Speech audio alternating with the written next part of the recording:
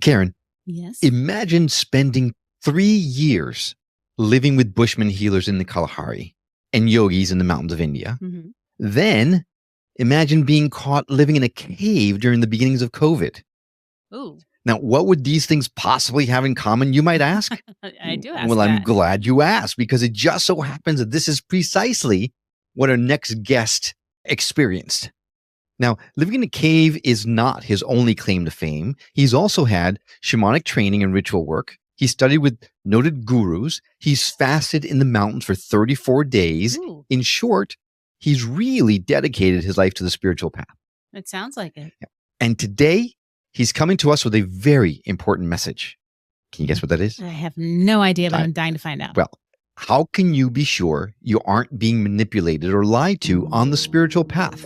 Ooh, by like another spirit? We're going to get some no-nonsense tips on how to do that from him, but we're also going to chat about how you can rid yourself of any soul contracts that might exist. This is going to be a fun one. Well, I can't wait to hear about the cave. My name is Will. And I'm Karen. And unlike Mulder and Scully, we both want to believe. so we've embarked on a journey of discovery. We've talked to people deeply entrenched in the spiritual and metaphysical world. We've thrown ourselves into weird and wonderful experiences. I even joined a coven of witches. And wait, you joined a coven? Yep, all in the interest of finding something Anything. that will prove that there's something beyond this physical, three-dimensional world we all live in. This is the Skeptic Metaphysicians.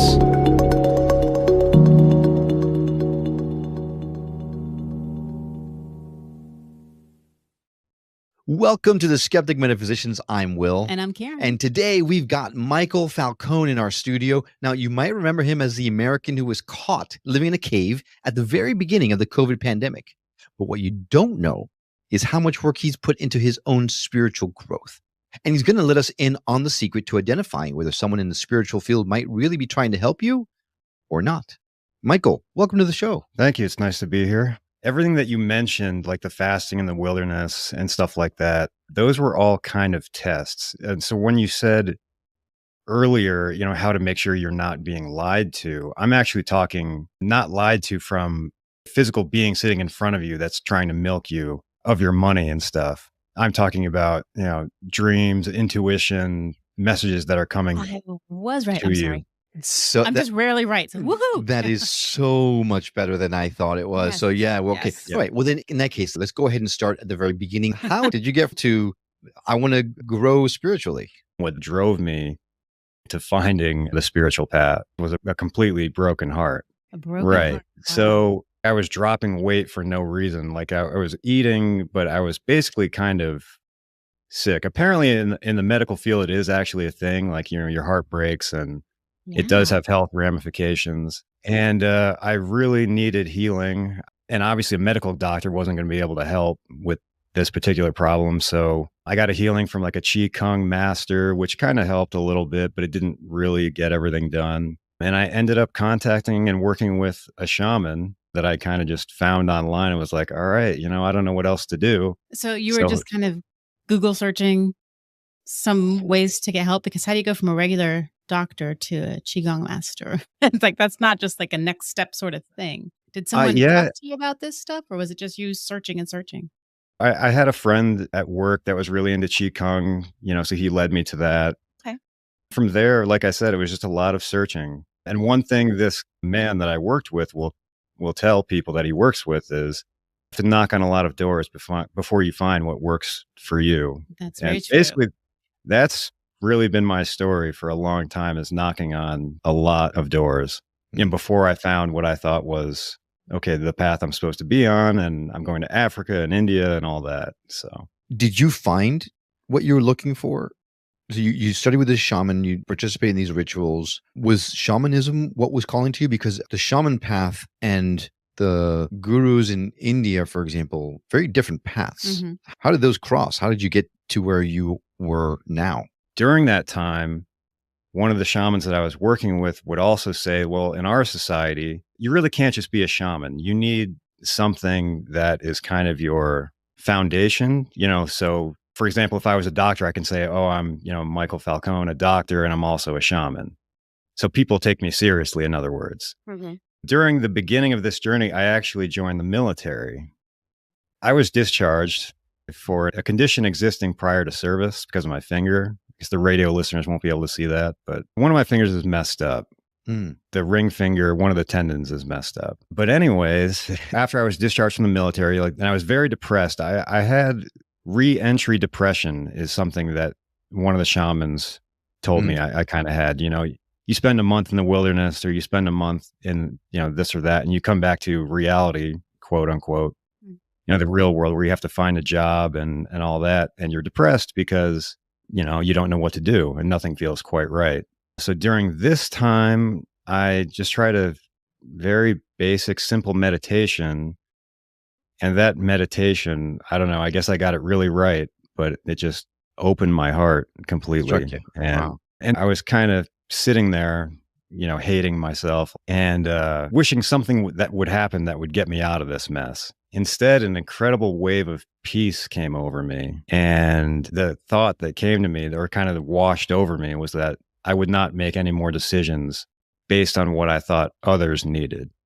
And so that maybe is really the beginning of this transitioning over to the yogic path of the tiger, where you're basically on your own from the shamanic. Then felt the need to go to India and study out there. Well, right after this kind of awakening experience, obviously personally, everything changed. I didn't know exactly what I was going to do with it. But this is when Mahavatar Babaji came to me in a very vivid dream and didn't necessarily tell me to come find him. But, I had a couple of dreams about it. And then I had Autobiography of a Yogi sitting in my garage, went out, picked it up, and happened to turn to the page where he's talking about who the Babaji is. And I kind of threw the book out of my hands. I was like, oh my God, that's him. And so from that point, I started making plans, saving money.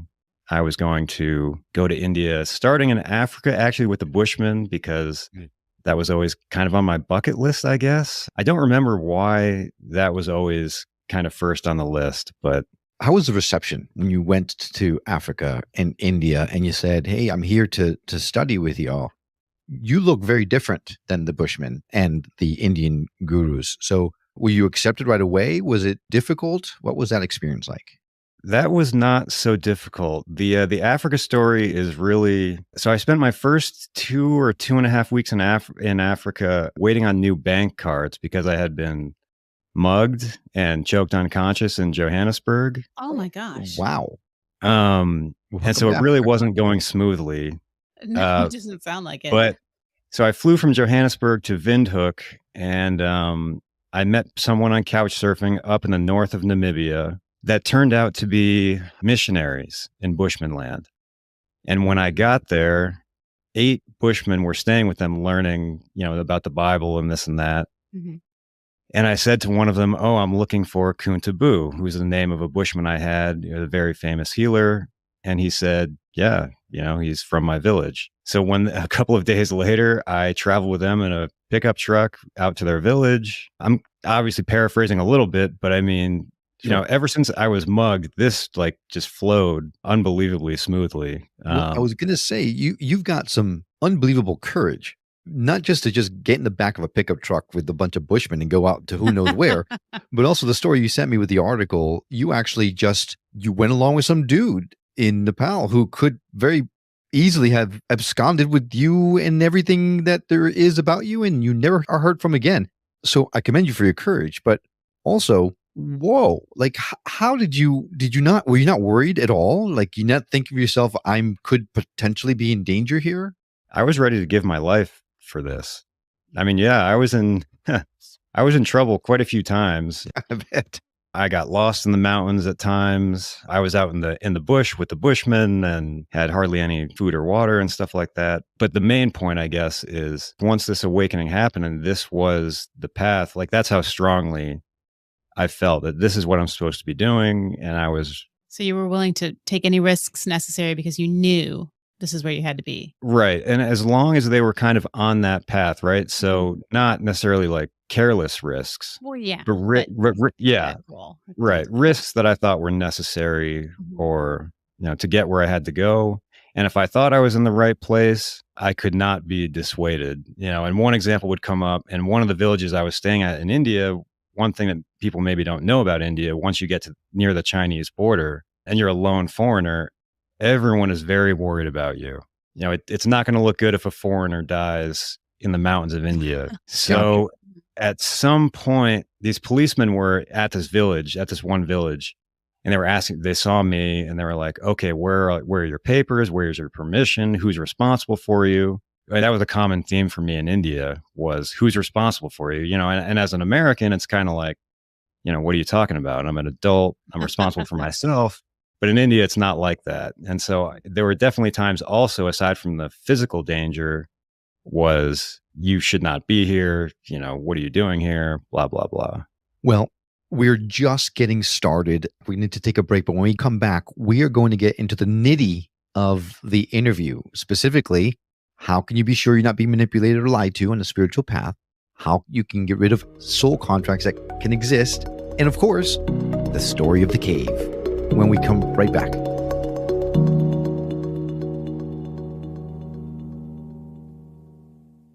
And we're back. Today we've got Michael Falcone on the show. He is a gentleman who has thrown himself into wild and woolly adventures in the path of enlightenment, including being found in a cave right as the COVID pandemic was first starting.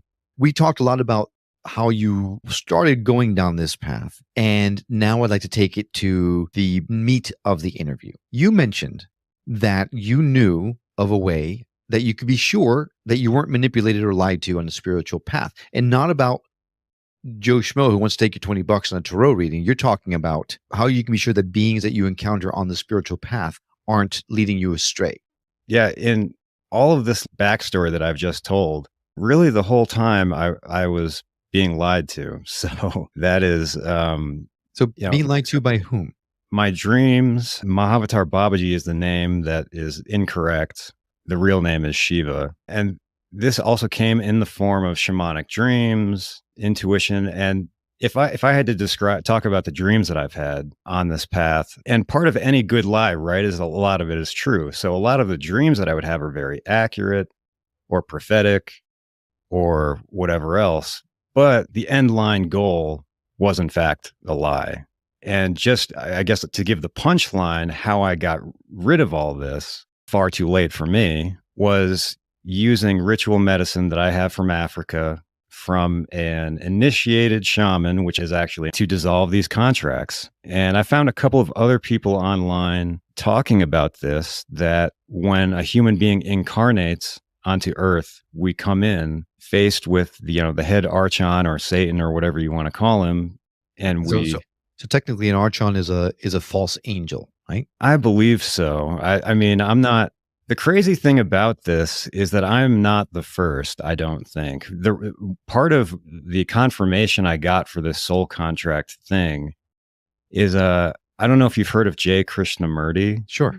So J. Krishnamurti was raised, I think was brought around and nurtured by early women associated with the Theosophical Society. And one day he's the head of this order that they created and things like that. And he gives a speech saying, I'm dissolving this order, humanity needs to be free.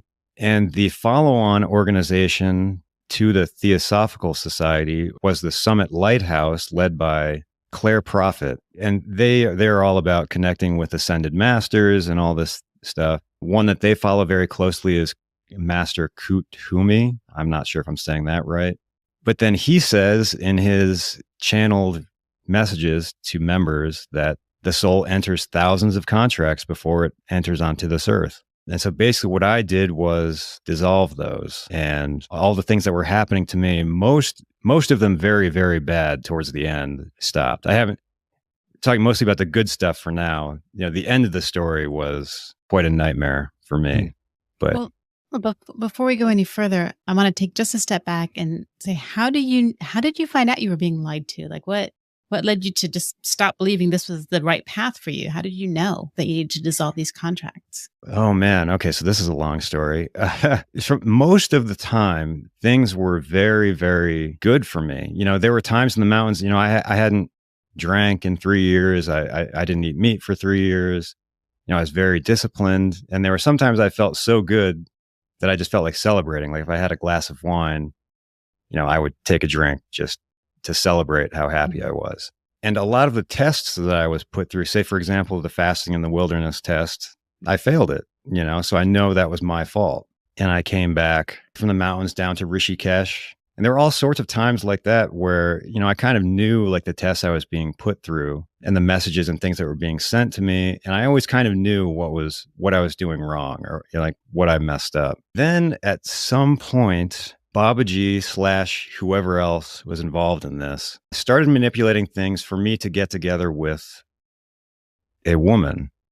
And one thing I've learned, by the way, is that these archons, whatever they are, nothing attracts their attention more than relationships. And so now the test was to be with this woman as opposed to him. Like, so getting together with this woman, and then we would both kind of be disciples of Babaji.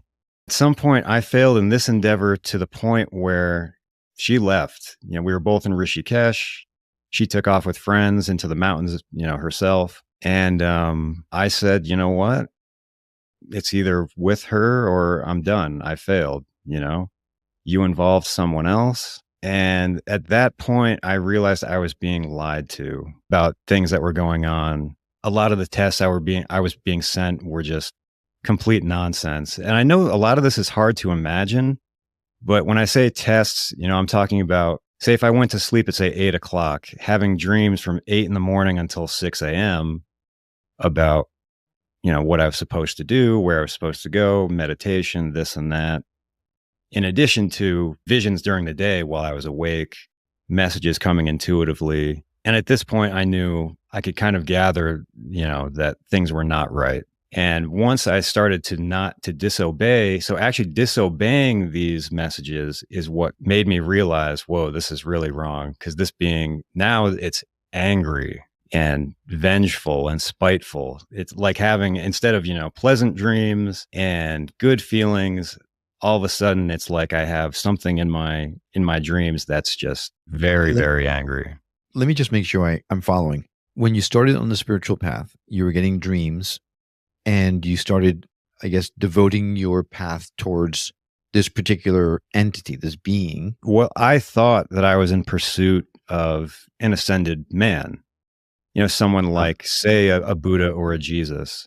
Okay. And I don't think that is the case at all. I don't think this was an actual person. This turned out to be a being who then became very angry when you decided to turn your back on it. Yeah. So my question would be, what was the point of that being sending you these dreams or lying to you about a particular path? Is it you just got energy from being a disciple of his? Well, that really is the $1 million question, because I'm pretty much a nobody. I hold absolutely no real world power. So which is another reason I think these are not, in fact, physical beings, because otherwise, surely a physical being would have something better to do than mess with me. But again, if you look at the Krishnamurti story, what he was supposed to be was the vehicle for the Lord Maitreya to enter the world. And so that's kind of what I believe, is I was supposed to be the vehicle for Shiva to enter the world. That's speculation. I'm not sure what else would make sense for why he would care so much right about someone like me. So then how does someone watch out for that? How can someone, you hear a lot about the New Age movement and meditations and all that, this 5D consciousness, ascension, all this that we're all waking up to. How can you tell when you're being led astray, first? And second, how do you prevent it from happening? Or stop it once it's started? Well, my recommendation would be is if you are being sent dreams, that come true, or about other people, or you feel like you really are in, connection with, otherworldly entities, do these rituals first. Make sure that there are no contracts that allow you to be led astray, lied to, or manipulated.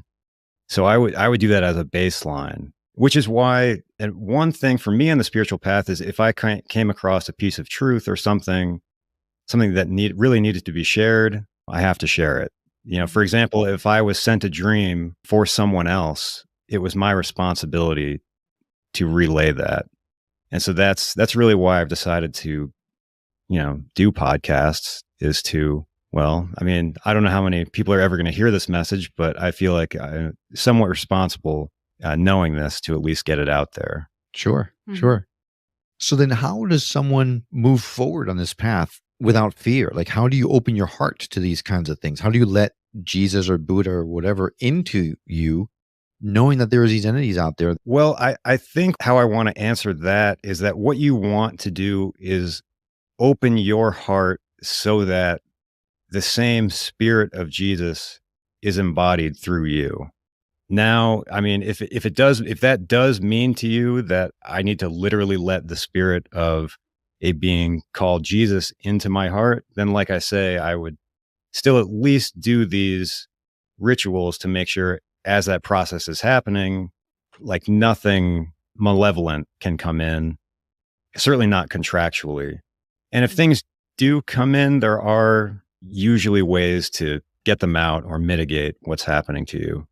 But in the case of Jesus or Buddha, as I say, I would more advocate for what you're doing is trying to open your own heart and embody, kind of the Jesus consciousness through your heart. So I'm assuming these medicines you keep talking about is the way for you to cancel these soul contracts that we have been talking about. Yeah. And I will say that I've come across a couple of people that have meditation protocols for this that, I assume take a number of weeks or months.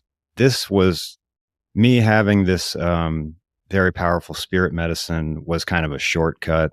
Got it done pretty quickly. And as I mentioned before, I don't know if you caught it, but I got this medicine from an initiated shaman. So in other words, this medicine comes from someone with a soul contract, in essence, to act as a shaman, to dispose medicine, to, interpret dreams, whatever the case may be.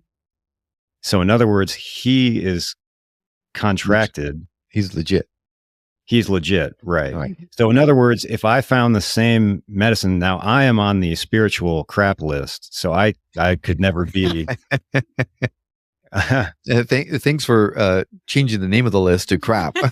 Yeah, I mean, I really am. So I could never be a shaman TM or whatever. Now, so is it because of them or because of you? Because I would say don't cut yourself out, right? Don't cut yourself short, because anyone can change. Anyone can make themselves better than what they were before. Well, having this contract to be a shaman through these contracts, I can't have that. I've cut the contract thing out. And the second thing is, for as much as my life has, gotten better and a lot of the attack that was happening to me has gone away, my dreams, 100% of my dreams for the past 2 years have all been still nightmares, and clearly not my own, clearly sent from, as I say, these beings are extremely vindictive. They do not forget. I am on the crap list. That is one thing I have not been able to change. So, well, you know what they say, health has no fury like a scorned spiritual being. So yeah, I can imagine they can make your life a little difficult if you cross them. Yeah. Kind of scary. Now, so my background is I'm Hispanic. So in my culture, we have like curanderos, which you can go and get something like this kind of cleansed out of you. Have you considered doing something like that to get this thing off your back? So as I say, like all of that is gone, and I can very firmly distinguish what's me and what isn't. So like I say, the only thing that remains is the dreams. And I don't really know why. I don't know how I could possibly get rid of that. I also don't know how that's possible to be sent dreams like this, but I don't know if anyone really knows the physics of it, how that's actually possible. But another thing, so this Master Kuthumi, as he's talking through members of the Summit Lighthouse, will say if you are a true initiate or a true candidate to be, whatever, electrodes are placed in your field or your aura. And I have no idea what he means by electrodes, but that's the language that he uses. And that's literally what it felt like. I don't know if you're familiar. I mean, there's a lot of ways actually I can kind of describe using movies or what it was like for me. But you've seen the cartoons with, you've got like an angel on your one shoulder and a little devil on the other. Yep. Story of my life. Well, they say in India, I can't remember which shoulder it is, but they say Shiva, sits on one of your shoulders. And that's really what it was like. It was mostly like someone around me or behind me a lot of the time. And then when things were very bad, I don't know if you saw X-Men Apocalypse. I'm a big comic book fan. So, yep, I've seen them all. Well, do you remember when Apocalypse was trying to take over the consciousness of Charles Xavier? That's what the bad times were like for me, like something was trying to take me over like that. I was always still there. Like this me in front of you was always still here, just with something trying to take it over. That sounds awful. You've mentioned Shiva a few times, and the Shiva that I know about is known as the destroyer in Hindu tradition, but also the supreme lord that creates, protects, transforms the universe, like a god. But you're kind of making that being out to sound much more like a devil than a god. Is that your intent? Yeah. And very, well, as I say, vindictive, jealous, definitely jealous. Jealousy is often a big theme when you're talking about gods, I feel like, from whatever culture. But jealous, vindictive. And also another thing that led me to believe that these are not physical entities is kind of stupid. Also. And what I mean by that, I can describe this to you in comic book terms as well. Have you seen The Watchmen? Oh, yeah. Love The Watchmen. Well, so Dr. Manhattan, he undergoes that radioactive accident and he becomes this kind of, I don't know, fourth or fifth dimensional being, but he kind of loses touch with humanity and reality. And he becomes kind of morally questionable, when he kills Rorschach at the end. And so when I say these beings are stupid, they're stupid in a way that is, if you didn't have a three-dimensional body, if you didn't have consequences for your actions. So I would say that maybe instead of calling a all-powerful being stupid, maybe naive might be a better term to throw around make there. him more mad. Yeah, sorry. Naive or ego-driven. Yeah. Well, it's definitely not. I mean, maybe partially ego-driven, but I think Sorry. Even ignorant might be better than stupid. I mean, it just feels like you're poking the bear a little too much. Yeah. Okay, I'm sorry. I guess there might be a little bit of leftover. Sure. Bitterness. Yeah. Well, I mean, I think when I think about all this fifth dimensional stuff and 3D reality and what we're doing here and all the ramifications of that, I think this 3D reality really enables a lot of we are capable of a huge spectrum of emotion, incredible reasoning and thought processes because we live, we're having to eat and, go to the bathroom and, make money and this and that. There are very real consequences to our actions. And so I think if, say I were to undergo a radioactive experiment and become a fifth dimensional being that, okay, better than stupid. Yeah, right. I would lose touch with that reality. There you go. But I think also lose touch with what it's like to be in that reality, what it's like for other people. So maybe that means a loss of empathy. Maybe in some situations, it also means a desire. Like, let's say, you've read a drug trip about someone that is completely egoless and is really just looking for, how do I get back to that 3D grounded reality?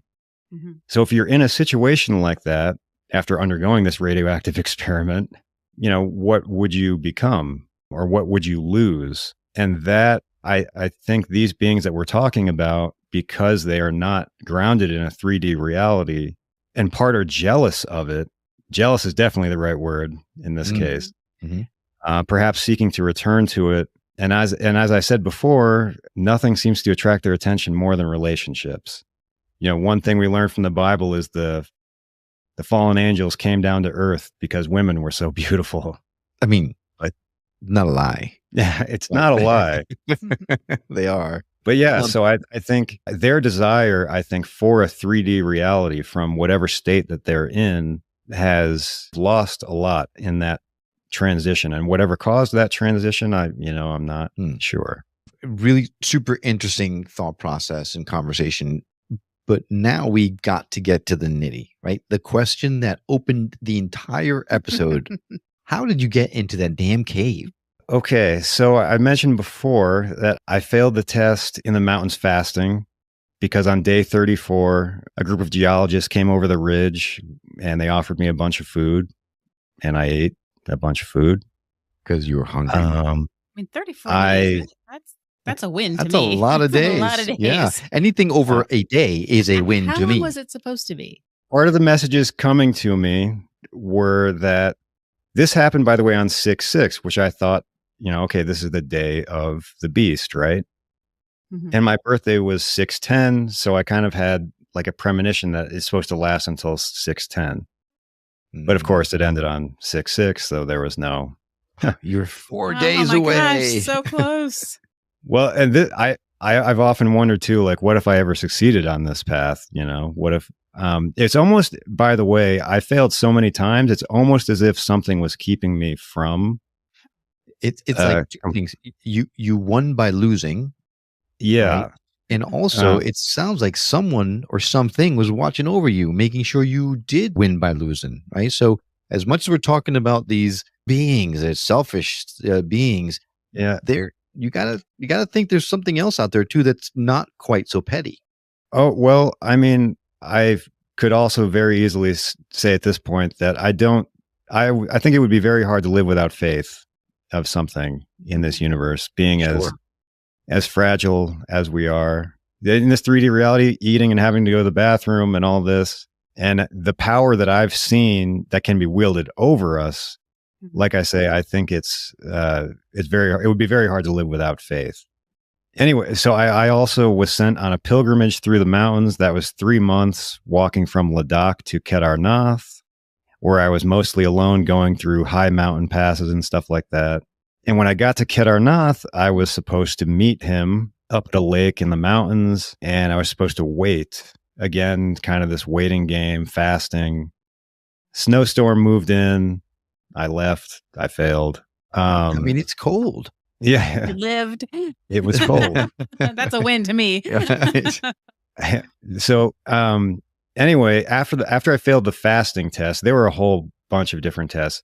I'm getting the chronology a bit mixed up. I came down to Rishikesh again with a mind that maybe, what am I going to do now? Because winter's coming. And I had gone to Nepal, a couple of winters before, because you can't really be in the mountains in India in the winter. My visa was expiring. So I needed a place to hang out in Nepal. That's why I found the house for 6 months. As I was in Rishikesh, wondering what the heck to do, the message came that you are a disciple of Mahavatar Babaji. He's accepted you. Now all that there is to meet him, and the masters of light and darkness are going to play a game of chess that you have to win. Oh my God. Yeah, I'm out. So and describing just even a single night during this time of what was happening to me and how, the energy and everything, I probably couldn't do it. But so this game was every night and every morning, and I failed every morning, by the way. So once again, it's like almost not possible to fail as much as I did. And then, of course, this is going into 2020, and March comes around. COVID is kind of, I'm kind of aware of it from the newspapers and stuff. But the police come around to hotels and guest houses saying, do not take any more people. We don't want people traveling from out of state. Right. And I was the only guest in my guest house. So on, March 18th or something, I went to re-up my stay, and they said, you can't stay here anymore. The police are on our back or whatever. So I just started, I was living outside, basically sleeping on the ghats by the Ganga, and happened to meet a couple of other people that were in a similar kind of situation. Like I said, the guest houses wouldn't take anyone else. So I couldn't find another place to stay. So there were initially about 9 of us that moved out to this cave / the beach of the river.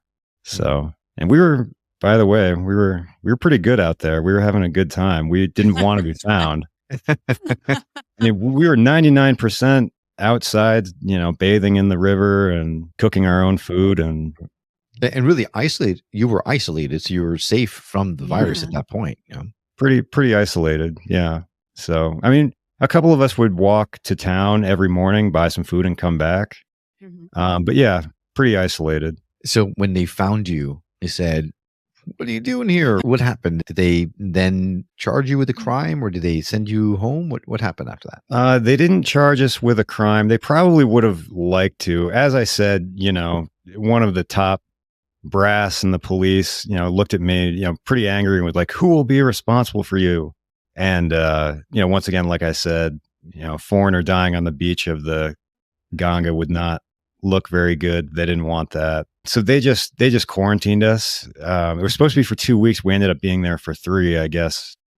They just didn't know what to do with us, really. So, and kind of locked us in there and forgot about us. Now, when you reemerged, were you shocked at how bad it actually was everywhere?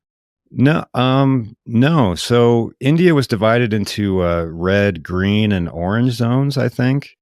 And I was in a green zone. So we were moved to another ashram after that, and we were pretty much free to come and go. And I had been used to living in mountains and caves, so my life wasn't much different. I just kind of went for walks, down to where we had been staying before, and things were fairly open. They weren't completely open, but they didn't seem very bad where I was. So I never really experienced COVID. I kind of feel left out. No, you did not miss anything. No worries.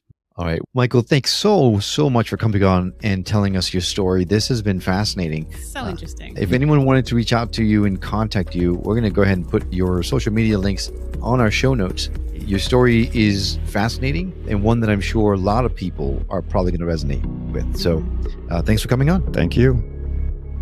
Well, thanks for coming along on this journey of discovery with us. We'd love to continue our conversation with you on our website at skepticmetaphysician.com or on Facebook and Instagram under Skeptic Metaphysician Podcast. If you know someone who would benefit from hearing the messages we're sharing on the show, do them and us a favor and share the show with them. It will help get the word out about us, and it may just change someone's life for the better. And if you're listening to this on the radio and you missed something, well, not to worry. All of our shows, including this one, can be found at skepticmetaphysician.com, where you can also watch the videos or even send us an email or voicemail directly from the site. We absolutely love feedback and would appreciate hearing from you. Well, I hope you've enjoyed this episode as much as we have. That's all for now. We'll see you on the next episode of The Skeptic Metaphysicians. Until then, take care.